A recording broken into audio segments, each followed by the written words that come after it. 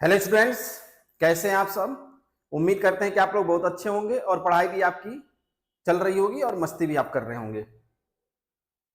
हम लोग पढ़ रहे थे फिजिक्स क्लास 12th में nature of light.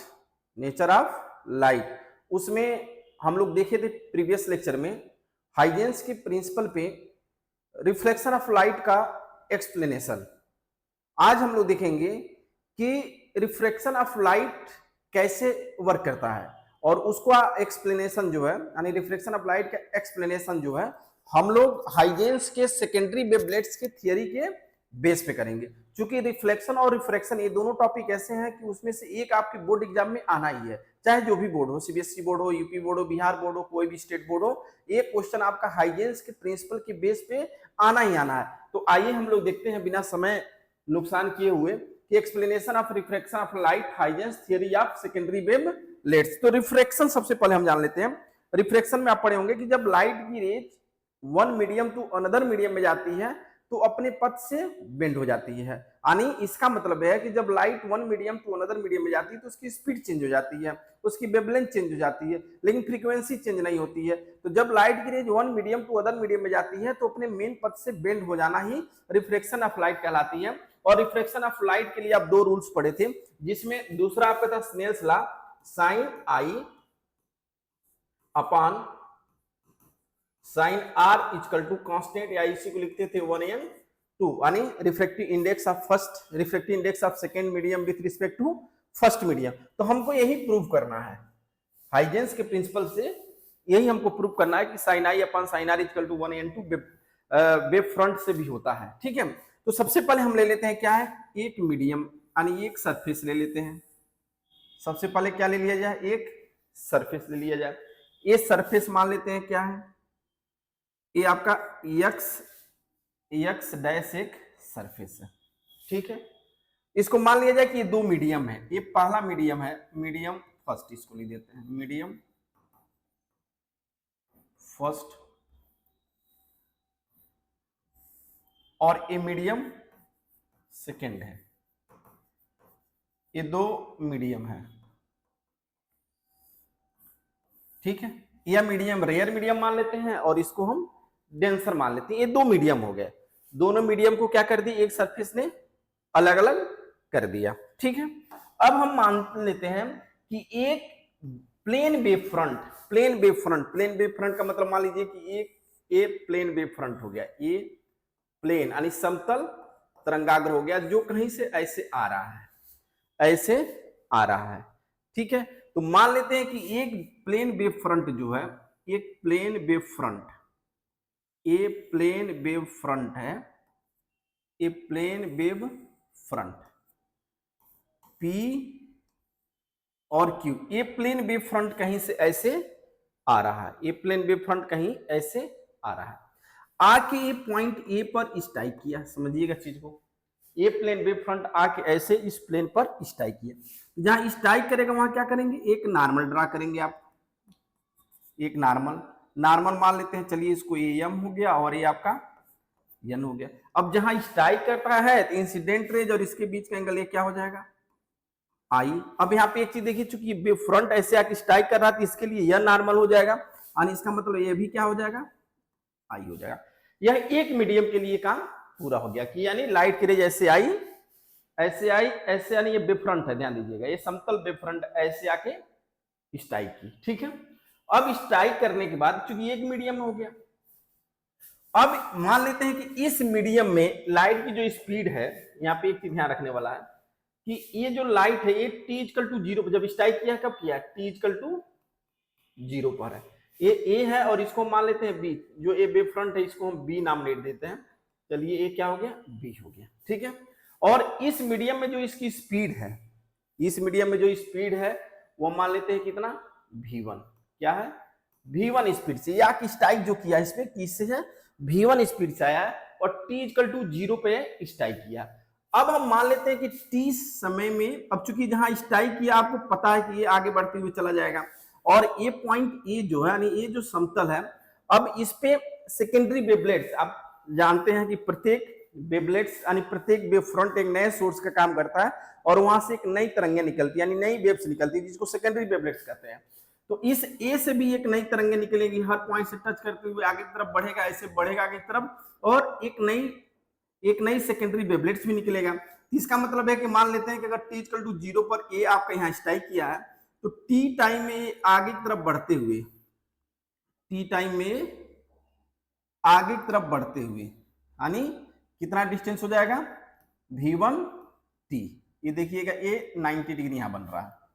v1t distance travel करने के बाद ये कहां आ गया, a डैश पर आ गया। कहां आ गया, a डैश पर आ गया। ठीक है, a डैश पर आ गया। अब जहां की स्ट्राइक किया वहां एक नॉर्मल ड्रा कर दीजिए।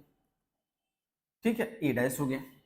अब यहां से चूंकि अब ये जो है ये आपका चूंकि हर पॉइंट्स पे, यहाँ पे देखिए हर पॉइंट से ऐसे टकराते हुए सेकेंडरी जो वेवलेट्स है वह इस तल पे टकराते हुए ऐसे आगे बढ़ते बढ़ते कहां तक आएगा, ए डैश तक आएगा। यानी ए और ए डैश के बीच सभी जो सेकेंडरी वेवलेट्स है टकराते हुए आगे की तरफ बढ़ेंगे। अब जब यह दूसरे मीडियम में जब एंट्री करेगा तो इसकी स्पीड चेंज हो जाएगी, स्पीड चेंज हो जाएगी। मान लेते हैं टी समय में ही, कितने समय में ही, टी समय में, और रेयर है और ये डेंसर है, ये नॉर्मल की तरफ बेंड हो जाएगा, ये नॉर्मल की तरफ बेंड हो गया, और ये v2t डिस्टेंस ट्रेवल करके यहां पर आ गया, क्योंकि उसी समय में निकालना है। अब हम क्या करते हैं कि इस a डैश को सेंटर मान लेते हैं, a डैश को सेंटर मानकर हम यहां एक आर्क ड्रा करेंगे। क्या करेंगे, एक आर्क ड्रा करेंगे, और इस आर्क को टच करते हुए एक टेंजेंशियल लाइन ड्रा करेंगे। क्या करेंगे, एक टेंजेंशियल लाइन ड्रा करेंगे। ठीक है, एक टेंजेंशियल लाइन ड्रा करेंगे, इस आर्क को टच करते हुए टेंजेंशियल लाइन ड्रा करेंगे। ठीक है, ये हो गया आपका, इसको मान लेते हैं बी डैश। क्या मान लिया जाए, बी डैश। ठीक है, अब यहां पे अब चूंकि देखिए यहां के ये रिफ्रैक्टेड रेज हो गया तो क्या हो गया, आर हो जाएगा। क्या हो जाएगा, आर हो जाएगा। और यहां से लाइट की बाहर की तरफ निकलेगी तो ऐसे निकलेगी, क्योंकि ये भी बेंड की तरफ है तो ये भी क्या हो गया, आर हो गया। क्योंकि ये लाइट की रेज जो है ये भी तो इधर एंट्री करेगी, ये जो इधर भी एंट्री करेगी। तो इस तरह से देखा जाए तो जो ए है यह ए बी वेव फ्रंट है। ये जो इस ए और ए डैश भी टकराते हुए आगे की तरफ बढ़ेगी, और टकराते हुए आगे की तरफ बढ़ के जब बाहर की तरफ आएगी तो ए और ए बी डैश, यानी ए डैश और बी डैश में ही टच करेगी। तो जो यहाँ पे ए डैश और बी डैश है यही आपका क्या हो गया, रिफ्रैक्टेड वेव फ्रंट हो गया, रिफ्रैक्टेड वेव फ्रंट हो गया। देखिए ये ऐसे आया और टकरा के बाहर की तरफ निकल गया। तो जो ए डैश बी डैश से क्या है, यही रिफ्रैक्टेड वेव फ्रंट हो। यहाँ पे भी एंगल क्या बनेगा, 90 डिग्री बनेगा। तो इस तरह से आपका ये फिगर बन गया। ठीक है, अब इसको जो है हम प्रूव करते हैं। ध्यान दीजिए, अब यहाँ पे ध्यान दीजिए, इस पे दो ट्राइंगल है आपका A B A dash, triangle A B A dash में अगर आप देखें तो ये राइट ट्राइंगल बन रहा है। क्या बन रहा है, राइट ट्राइंगल बन रहा है। और यहाँ पे एंगल क्या है, आई। तो इसको लिख सकते हैं साइन आई इक्वल टू, ये आपका परपेंडिकुलर हो गया। देखिए ए dash B upon A dash, ये आपका हाइपोटेनियस हो गया। या इसे भी लिख सकते हैं क्या, v1t अपॉन ए डैश। ठीक है, ऐसे ही अगर इस ट्राइंगल को देखें A B dash A dash, triangle A B dash A dash में, तो यहां पे क्या बन रहा है, देखिए साइन आर। क्या बन रहा है, साइन आर। जब साइन आर बन रहा है तो साइन आर इक्वल टू क्या हो जाएगा, देखिए ए आपका हो जाएगा A B dash upon A dash. अब ए बी डैश की वैल्यू कितनी है, देखिए v2t अपॉन ए डैश। ये हो गया फर्स्ट, ये हो गया सेकेंड। ठीक है, अब दोनों को क्या कर दीजिए, डिवाइड कर दीजिए। जब दोनों को डिवाइड कर देंगे तो क्या हो जाएगा, sine i upon sine r equal to v1t upon A dash into A dash upon v2 into T. ये सब क्या हो गया, कैंसिल हो गया, एक दूसरे को क्या कर देगा, कैंसिल कर देगा। कैंसिल करने के बाद क्या मिल गया, sine i upon sine r equal to v1 upon v2, v1 upon v2। और यही आप स्नेल्स लॉ में पढ़े हैं, क्या पढ़े हैं आप, पढ़े हैं कि sine i upon sine r equal to v1 upon v2 equal to 1n2, या इसी को लिखते हैं क्या, n2 अपान n1। ये आपका स्नेल्स लॉ है, this is the Snell's law, यानी रिफ्रैक्शन, लॉ ऑफ रिफ्रैक्शन की एक सेकेंड लॉ है। तो ये आपका स्नेल्स लॉ प्रूव हो गया। क्योंकि फर्स्ट रूल्स क्या हो गया, देखिए यहाँ पे, ये आपका क्या है, इंसिडेंट वेव फ्रंट है, और ये क्या है, रिफ्रैक्टेड वेव फ्रंट है। दोनों देखिए किस में, एक ही तल में स्थित है। तो इंसिडेंट, नॉर्मल और रिफ्रैक्टेड तीनों वेव फ्रंट कहाँ है, एक ही प्लेन पे इसका पोजीशन है, एक ही प्लेन पे इसकी पोजीशन है, प्लेस्ड है, इसलिए वो फर्स्ट रूल हो गया और ये सेकेंड रूल हो गया। तो इस तरह से हम जो है यह हाइजेंस का प्रिंसिपल, यानी हाइजेंस के सेकेंडरी वेवलेट्स के थ्योरम पर रिफ्रैक्शन ऑफ लाइट को प्रूव किया गया। इसमें अगर कहीं कोई डाउट हो तो आप कमेंट करके पूछ सकते हैं। फिर एक बार देख लें कैसे बना हुआ। देखिए मान लीजिए एक सरफेस है, यह एक सरफेस है जो दो मीडियम को अलग करता है, मीडियम 1 और मीडियम 2। यहां से कोई एक वेवलेट्स आ गया, एक वेव फ्रंट आ गया, ये वेव फ्रंट आके यहाँ पे स्ट्राइक करेगा, ये इधर आएगा तो इधर टर्न करेगा, उतने ही टाइम में यहाँ पे जाएगा। तो इस तरह से अगर आप चाहें तो देख लें। बाकी अगर कहीं कोई डाउट अगर होगी तो आप क्या कर सकते हैं, पूछ सकते हैं, ठीक है, पूछ सकते हैं, पूछने कमेंट करेंगे तो उसका जवाब निश्चित तौर पे मिलेगा आपको नेक्स्ट अगले वीडियो में, ठीक है। अब इसके बाद हम लोग देखते हैं ऑप्टिकल पथ। ऑप्टिकल पथ, ऑप्टिकल पथ, ऑप्टिकल पथ क्या होता है।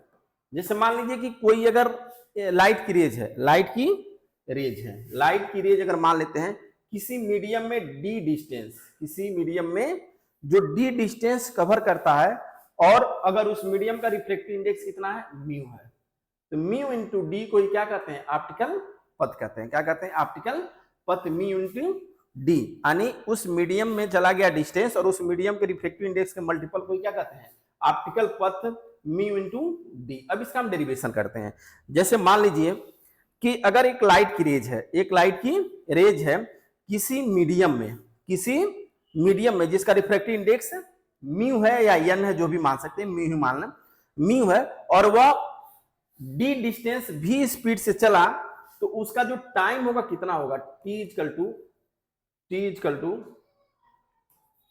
आप ये भी लिख सकते हैं, देखिए टाइम कितना हो जाएगा उसका, T equal to V upon, पढ़े होंगे ना, V equal to distance upon time, तो टाइम इजकल टू क्या हो जाएगा, distance upon V, distance upon V हो जाएगा। क्या हो जाएगा, डिस्टेंस अपान वी हो जाएगा, ठीक है।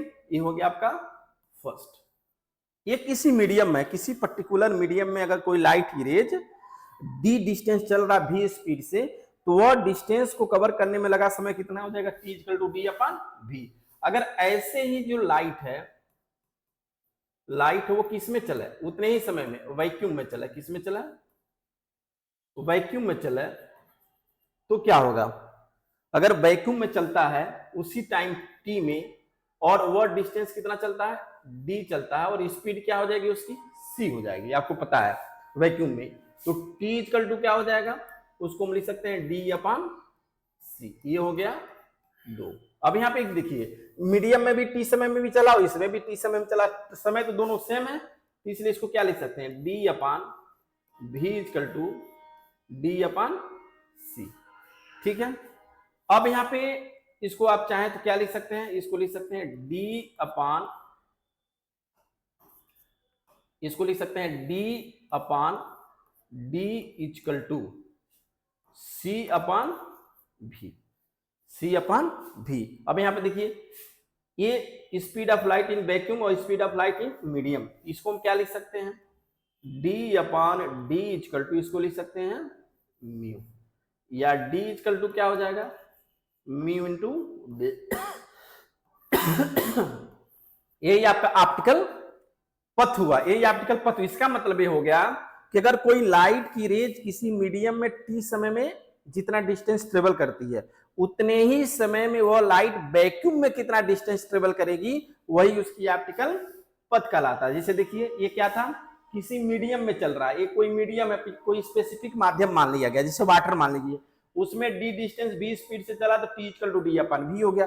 अब इतने ही समय में जब वो वैक्यूम में चला तो t equal to D upon c हो गया। टाइम तो दोनों सेम है, तो दोनों को अगर हम कंपेयर कर देते हैं तो ये आपका मिल जाएगा d upon D equal to mu, क्योंकि c अपन v को म्यू लिखते हैं। यानी इसका मतलब ये है कि जो ये d था वो d कहाँ का है, वो d आपका फ्री स्पेस का है, वैक्यूम का है।